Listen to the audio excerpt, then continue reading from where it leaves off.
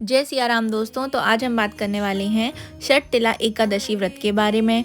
तो इस व्रत को किस तरह से करना चाहिए, पूजा विधि क्या रहती है, मुहूर्त क्या रहेंगे, महत्व क्या होता है और इसका नाम षटतिला एकादशी क्यों पड़ा। तो आइए ये सब हम जानेंगे और इसके बारे में हम बात भी करेंगे। तो चलिए टॉपिक को स्टार्ट करते हैं। तो हिंदू धर्म में एकादशी जो व्रत होता है उसका विशेष महत्व माना गया है, स्पेशली उन लोगों के लिए जो वैष्णव धर्म को मानने वाले हैं।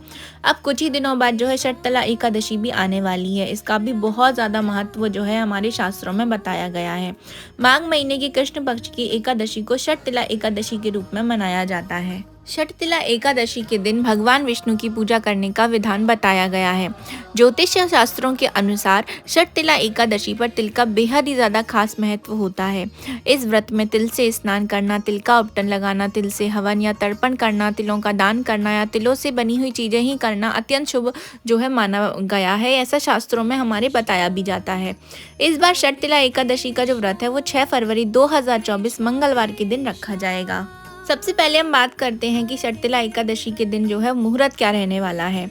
हिंदू पंचांग के अनुसार माघ मास के कृष्ण पक्ष की एकादशी जो तिथि है वो षटतिला एकादशी का त्यौहार जो है मनाया जाएगा। इस दिन जो एकादशी तिथि की जो शुरुआत हो रही है वो हो रही है 5 जनवरी को शाम को 5:24 से, और इस तिथि का जो समापन होने वाला है वो होगा 6 जनवरी 2024 को शाम 4:07 पर।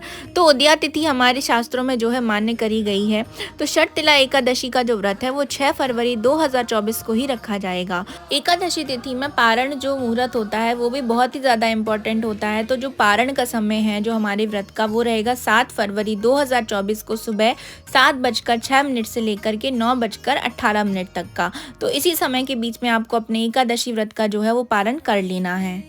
षटतिला एकादशी के दिन आपने मुहूर्त तो जान लिया और इस दिन पर जो है कुछ शुभ योगों का भी निर्माण हो रहा है। तो आइए जानते हैं कौन कौन से हैं वो शुभ योग। तो षटतिला एकादशी के दिन जो है व्याघात योग भी बन रहा है जो सुबह 8:50 से लेकर के अगले दिन सुबह 6:09 तक रहने वाला है। उसी दिन ज्येष्ठ नक्षत्र सुबह 7:35 तक रहने वाला है। उसके बाद मूल नक्षत्र का आरंभ हो जाएगा। इसीलिए इस दौरान अगर आप कोई भी काम कर रहे हैं तो उसमें आपको 1000 गौ दान करने का शुभ फल प्राप्त होगा। साथ ही आपके जीवन में चल रही सभी परेशानियां भी दूर हो सकती हैं। चलिए अब मैं आपको बताती हूँ कि षटतिला एकादशी को जो है षटतिला एकादशी ही क्यों कहा जाता है। तो इस दिन जो है तिल का जो प्रयोग होता है वो 6 कामों में करना चाहिए या 6 कामों में तिल का उपयोग किया जाता है। इसलिए ही इसको जो है षटतिला एकादशी कहते हैं। षट का मतलब होता है यहाँ पर 6 चीज़ों से। जी हाँ, तो पहला जो है वो तिल से आपको स्नान करना चाहिए, यानी कि आप पानी की बाल्टी में तिल मिला करके ही नहाएं।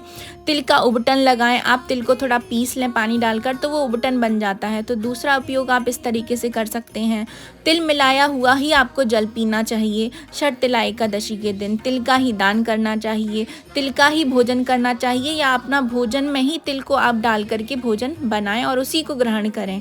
और तिलों से ही आपको हवन भी करना चाहिए। तो इन 6 कामों में जो है तिलों का प्रयोग ज़रूर से करना चाहिए। अब मैं आपको बताती हूँ कि षटतिला एकादशी के दिन आपको पूजा विधि किस प्रकार करनी है। तो षटतिला एकादशी के दिन आपको सबसे पहले ब्रह्म मुहूर्त में उठ जाना है और उठ करके अपने घर की थोड़ी साफ सफाई करके आपको तिल डले हुए जल से स्नान करना है, या फिर आप अपने शरीर पर जो है तिल का उबटन भी लगा सकते हैं और तिल को जो है पानी में डाल करके ही नहाना भी चाहिए। तिल को जल में मिलाकर स्नान कर लीजिए। तिल से बने हुए ही आपको भोजन ग्रहण करना चाहिए। सफ़ेद तिल से बनी हुई चीज़ें खाने का बहुत अत्यधिक जो है महत्व षटतिला एकादशी के दिन हमारे शास्त्रों में बताया जाता है। इस दिन विशेष रूप से श्री हरि विष्णु की पूजा अर्चना की जाती है। जो लोग व्रत रख रहे हैं वह भगवान विष्णु की पूजा तिल से करें। तिल के बने लड्डू का ही भगवान को भोग लगाएं। तिलों से निर्मित प्रसाद ही भक्तों को बांटें। व्रत के दौरान आपको क्रोध, ईर्ष्या आदि जैसे विकारों का त्याग करके फलाहार का सेवन करना चाहिए। साथ ही रात्रि जागरण भी करना चाहिए। इस दिन ब्राह्मण को भरा हुआ घड़ा, छतरी, जूतों का जोड़ा, काले तिल और उससे बने व्यंजन या वस्त्र आदि का दान भी आपको जरूर से करना चाहिए। षटतिला एकादशी का जो व्रत होता है वो भगवान विष्णु को समर्पित होता है। धार्मिक मान्यताओं के अनुसार षटतिला एकादशी के दिन भगवान विष्णु की श्रद्धापूर्वक पूजा करने से सभी कष्टों से आपको छुटकारा मिलता है और जीवन में सुख, शांति और वैभव का बना रहता है। षटतिला एकादशी का व्रत रखने से वैवाहिक जीवन सुखमय और खुशहाल बनता है और इस व्रत की कथा सुनने एवं पढ़ने से मोक्ष की भी प्राप्ति होती है। जो इस व्रत की कथा है वो मैं आपको डिस्क्रिप्शन बॉक्स में नीचे दे दूंगी, तो आप उसको वहाँ से पढ़ सकते हैं। हमारी सनातन संस्कृति में षटतिला एकादशी का बहुत ही ज़्यादा महत्व जो है बताया गया है। कहा जाता है कि इस दिन भगवान विष्णु की पूजा करने से तथा दान पुण्य करने से सभी पापों से आपको मुक्ति मिलती है और आपको स्वर्ग की प्राप्ति होती है। पौराणिक कथाओं में कहा गया है कि षटतिला एकादशी के दिन तिल की उत्पत्ति भगवान विष्णु के पसीने से हुई थी, इसीलिए इस दिन काले तिल के दान का विशेष महत्व बताया जाता है। इस दिन जरूरतमंदों को दान देने से जन्म मरण के चक्र से भी आपको छुटकारा मिल जाता है। द्वापर युग में भगवान श्री कृष्ण ने स्वयं युधिष्ठिर से कहा था कि तांबे के बर्तन में तिल भरकर आपको षटतिला एकादशी के दिन दान जरूर करना चाहिए। तांबे का लोटा नहीं हो तो आप किसी भी पात्र में जो है तिलों को भर करके दान कर सकते हैं, लेकिन यदि आप तांबे के लोटे का प्रयोग करते हैं तो इसका जो फल होता है वो दोगुना बढ़ जाता है। ऐसा करने पर दान किए हुए जितने भी तिल हैं यदि उनको बोया जाए और उनमें से जितनी भी शाखाएं निकलती हैं उतने हजार वर्षों तक वह व्यक्ति स्वर्ग में प्रतिष्ठित होता है। इस दिन आपको भगवान सूर्य को भी अर्घ देना चाहिए तिल डालकर। अगर हो सके तो आप काले तिल डालकर ही सूर्य नारायण को अर्घ दें। एकादशी तिथि का व्रत करने वाले जो लोग होते हैं उनके लिए कुछ नियम होते हैं कि उनको उस दिन पे क्या करना चाहिए और क्या नहीं करना चाहिए। कुछ लोगों को ये बातें पता नहीं होती हैं, तो आज मैं आपको वही बताने जा रही हूँ कि एकादशी के दिन आपको क्या करना चाहिए और क्या नहीं करना चाहिए। एकादशी के दिन आपको लकड़ी का दातुन करना चाहिए, पेस्ट का प्रयोग नहीं करना चाहिए। नींबू, जामुन या आम के पत्ते लेकर चबा लें या उंगली से आप अपना कंठ शुद्ध कर लें।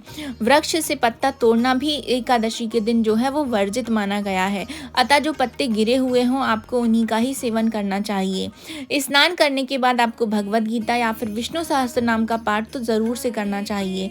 इस दिन चोर, पाखंडी, दुराचारी मनुष्य से बात नहीं करनी चाहिए। हो सके जितना हो सके आप उस दिन को मौन रहें, यानी कि शांत रहें। अपने शब्द जो है आप गिने चुने ही शब्दों का प्रयोग करें। एकादशी के दिन भूल कर भी आपको चावल नहीं खाना चाहिए, ना ही चावल किसी को खिलाना चाहिए। इस दिन आपको फलाहार अथवा घर में ही निकला हुआ फलों का रस जो है दूध या जल पर रहना लाभदायक माना जाता है। व्रत के दिन यानी कि एकादशी के दिन से पहले यानी कि दशमी, एकादशी और द्वादशी दिन, इन 3 दिनों में आपको कांसे के बर्तन में मांस, प्याज, लहसुन, मसूर, उड़द, चने या फिर शहद, तेल और अत्यधिक जल का सेवन आपको नहीं करना चाहिए। जो भी व्यक्ति फलाहारी हैं उनको गोभी, गाजर, सलजम, पालक या कुल्फा का साग इत्यादि का सेवन भी नहीं करना चाहिए। एकादशी के दिन आपको घर में झाड़ू भी नहीं लगाना चाहिए, इससे चींटी आदि सूक्ष्म जीवों की मृत्यु का भय बना रहता है। एकादशी वाले दिन आपको बाल नहीं कटवाना चाहिए। इस दिन आपको दान जरूर से करना चाहिए, लेकिन किसी और भी अन्य व्यक्ति के घर का आपको अन्न ग्रहण नहीं करना चाहिए। इस दिन भगवान विष्णु के समीप आपको दीपक जलाना चाहिए और रात्रि जागरण करना चाहिए, क्योंकि जो भी व्यक्ति रात्रि जागरण के समय भगवान विष्णु के समक्ष दीप को प्रज्वलित करते हैं उस व्यक्ति का पुण्य जो है वो 100 कल्पों में भी नष्ट नहीं होता है, ऐसा भगवान श्री कृष्ण ने स्वयं कहा है। तो ये थी मेरी छोटी सी जानकारी षटतिला एकादशी व्रत को लेकर। आप सबको कैसे लगी कमेंट बॉक्स में ज़रूर से बताइएगा। तो अभी मैं आपसे लेती हूँ विदा। जय सिया राम। मिलेंगे नेक्स्ट वीडियो के साथ।